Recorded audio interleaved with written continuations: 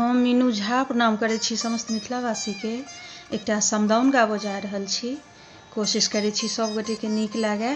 धन्यवाद। जय मिथिला, जय मैथिली। एते दिन आहे संगी संगहि गमावोल, संगहि गमावोल। आई किए जाइ छी विदेश, आई किए जाइ छी विदेश।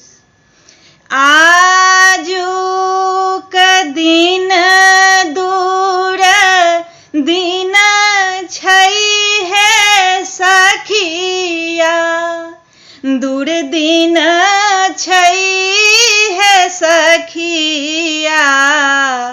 तैं हम जाइ छी विदेश, तैं हम जाइ छी विदेश।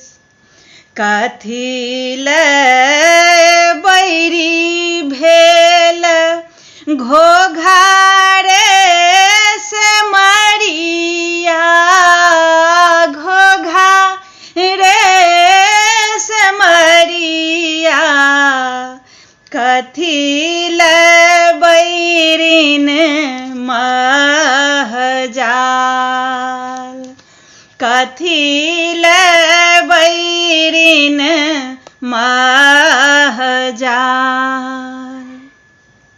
कथी ले बैरिन भेल कुबाजी सौतिनिया, कुबाजी सौतिनिया।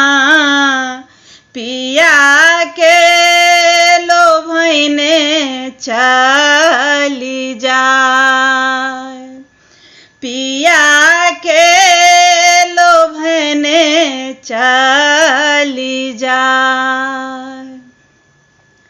फल ले बैरिन भेल घोघारे से मरिया, घोघारे से मरिया।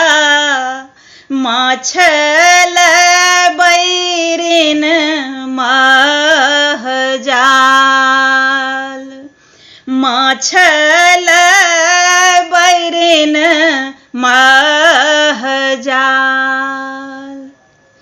पिया ले बैरिन भेल कुबाजी सौतिनिया, कुबाजी सौतिनिया।